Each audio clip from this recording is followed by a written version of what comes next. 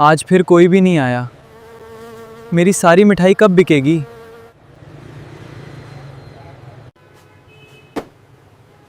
मैं ये मिठाई ले गया था,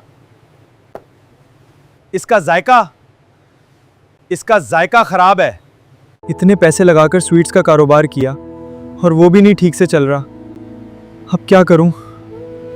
किससे हेल्प लूं? यार अब मेरी मदद कर, मेरी मिठाई वाली दुकान पर कस्टमर्स का रैश लग जाए। आमीन।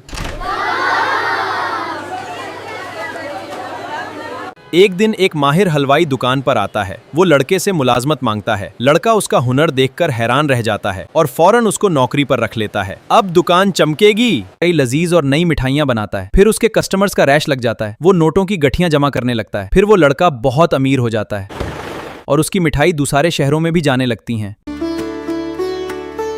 भैया 2 किलो मिठाई दे दें। जी बिल्कुल, अभी देता हूँ। मोहब्बत रंग लाई और दोनों एक हो गए। फिर किस्मत ने ऐसी करवट बदली कि वो इंतहाई अमीर हो गए। इस लड़के ने अपना मिठाई बिजनेस कैसे बड़ा किया, ये जर्नी जानने के लिए पूरी वीडियो देखें और हमारे चैनल को सब्सक्राइब करें। अस्सलामुअलैकुम दोस्तों व्यूअर्स, आज का बिजनेस आइडिया सिर्फ एक दुकान नहीं बल्कि खुशियां बेचने और समेटने का बिजनेस है। जी हाँ व्यूअर्स, आज हम बात करेंगे स्वीट शॉप बिजनेस की या मिठाई बिजनेस की। व्यूअर्स, पाकिस्तान में खुशी हो, शादी हो, एंगेजमेंट हो, ईद हो, रमजान हो, बच्चे की पैदाइश हो या किसी ने इम्तिहान में कामयाबी हासिल की हो, अक्सर एक चीज घर पर जरूर आती है और व्यूवर्स वो है मिठाई। और व्यूवर्स, इसी वजह से मिठाई का बिजनेस एक ऐसा बिजनेस है जहां कस्टमर सिर्फ प्रोडक्ट नहीं खरीदता बल्कि अपनी खुशी का हिस्सा घर लेकर जाता है। लेकिन व्यूवर्स, यहां सवाल ये है कि क्या सिर्फ मिठाई की दुकान खोल देने से ही पैसा आना शुरू हो जाता है? बिल्कुल नहीं व्यूवर्स, आज की वीडियो में हम देखेंगे कि एक नॉर्मल मिठाई की दुकान को मॉडर्न और प्रॉफिटेबल स्वीट बिजनेस कैसे बनाया जा सकता है। व्यूअर्स, इसके लिए सबसे पहले जरूरत होती है अच्छी लोकेशन की। दोस्तों, मिठाई बिजनेस में लोकेशन बहुत ही इम्पोर्टेंट है। व्यूअर्स, आप ऐसी जगह सिलेक्ट करें जहां फैमिली कस्टमर्स, बाजार, restaurants, wedding halls, schools, offices या रेजिडेंशियल एरिया करीब हो। दोस्तों, दुकान बहुत बड़ी होनी जरूरी नहीं। अगर आपका बजट लिमिटेड है तो छोटी, क्लीन और अट्रैक्टिव शॉप से भी स्टार्ट किया जा सकता है। लेकिन व्यूअर्स, एक चीज पर कंप्रोमाइज बिल्कुल भी ना करें और वो चीज है सफाई और क्वालिटी। क्योंकि व्यूअर्स, मिठाई बिजनेस में सबसे पहले कस्टमर मिठाई नहीं देखता बल्कि दुकान की सफाई देखता है। व्यूअर्स, अब आते हैं असली गेम मिठाई पर। दोस्तों, शुरू में 30 या 40 वैरायटीज रखने की जरूरत नहीं। आप अपने एरिया के कस्टमर्स को समझें और फिर हाई डिमांड प्रोडक्ट से स्टार्ट करें। मिसाल के तौर पर गुलाब जामुन, बर्फी, रसगुल्ला, जलेबी, बेसन बर्फी, पिस्ता, गाजर हलवा, रसमलाई, खीर और सीजनल मिठाइयाँ शामिल हैं। लेकिन व्यूअर्स, यहाँ एक स्मार्ट स्ट्रेटेजी है। आप सिर्फ मिठाई ना बेचें बल्कि सिग्नेचर मिठाई बनाएं, यानी 1 या 2 ऐसी स्पेशल प्रोडक्ट्स तैयार करें जो दूसरी शॉप से बिल्कुल डिफरेंट हों। व्यूअर्स, कस्टमर को जब कोई मिठाई पसंद आ जाए और वो कहे कि ये मिठाई सिर्फ इसी शॉप से मिलती है तो समझ लीजिए आपका ब्रांड बन गया। अब व्यूअर्स, बात कर लेते हैं क्वालिटी की। व्यूअर्स, मिठाई बिजनेस में शॉर्ट टर्म प्रॉफिट के चक्कर में क्वालिटी कंप्रोमाइज करना बहुत ही बड़ी गलती हो सकता है। मिल्क, खोया, शुगर, ड्राई फ्रूट्स, मक्खन, ऑयल और दूसरे इंग्रेडिएंट्स की क्वालिटी बहुत ही अच्छी होनी चाहिए। क्योंकि व्यूअर्स, मिठाई एक ऐसा प्रोडक्ट है जिसको कस्टमर टेस्ट से जज करता है। अगर पहली दफा कस्टमर को जबरदस्त टेस्ट मिल गया तो वो यकीनन दोबारा भी आएगा। और व्यूअर्स, यही रिपीट कस्टमर बिजनेस को स्ट्रॉन्ग बनाता है। अब व्यूअर्स आपको बताते हैं स्वीट शॉप्स के टिप्स।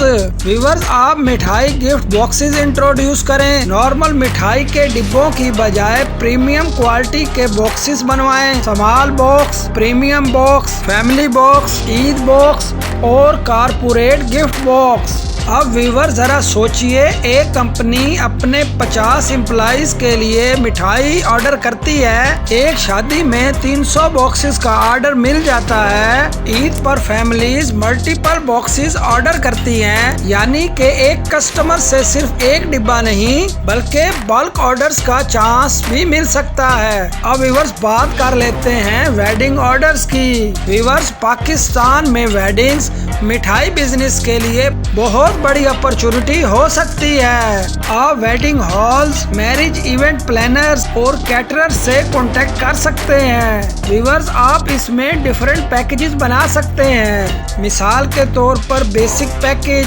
प्रीमियम पैकेज और लग्जरी ड्राई फ्रूट पैकेज। और कस्टमाइज्ड बॉक्सेस पर कस्टमर का नाम या इवेंट ब्रांडिंग भी कर सकते हैं। व्यूअर्स, इससे आपकी शॉप सिर्फ रिटेल कस्टमर्स पर ही डिपेंड नहीं रहेगी बल्कि बल्क ऑर्डर्स भी बिजनेस का हिस्सा बन जाएंगे। व्यूअर्स, यहाँ मैं आपको एक जरूरी बात बताना पसंद करूँगा कि ऑनलाइन ऑर्डर्स को कभी भी इग्नोर मत करें और अगर हो सके तो फ्री डिलीवरी करें। अब व्यूअर्स बात कर लेते हैं पैकेजिंग की। व्यूअर्स, एक बात याद रखें, आपकी पैकेजिंग ही आपकी साइलेंट एडवर्टीजमेंट है। व्यूअर्स, अगर बॉक्स ब्यूटीफुल है, शॉप का नाम क्लियरली प्रिंटेड है और पैकेजिंग प्रीमियम है, तो जब कस्टमर वो बॉक्स किसी दूसरे घर लेकर जाता है तो आपका ब्रांड वहाँ भी नजर आता है। इसलिए व्यूअर्स, सिंपल प्लास्टिक बैग के बजाय क्लीन, अट्रैक्टिव और ब्रांडेड पैकेजिंग पर फोकस करें। अब व्यूअर्स आपको बताते हैं कि प्रॉफिट कैसे कैलकुलेट करें। व्यूअर्स, मिठाई बिजनेस में सिर्फ सेलिंग प्राइस देखकर ही प्रॉफिट कैलकुलेट नहीं करना होता, बल्कि आपको इंग्रेडिएंट्स मसलन खोया, दूध, sugar, gas, electricity, workers, rent, packaging, delivery और वेस्टेज, इन सब को कास्ट में इंक्लूड करना होगा। फिर जाकर सेलिंग प्राइस डिसाइड होगी। मिसाल के तौर पर अगर मिठाई की टोटल कास्ट 700 रुपए बनती है और आप उसे 1000 रुपए में सेल करते हैं तो 300 रुपए को सीधा नेट प्रॉफिट ना समझें, बल्कि पहले अपने तमाम बिजनेस एक्सपेंसेस को कैलकुलेट करें। तमाम नंबर्स क्लियर होंगे तो बिजनेस क्लियर होगा।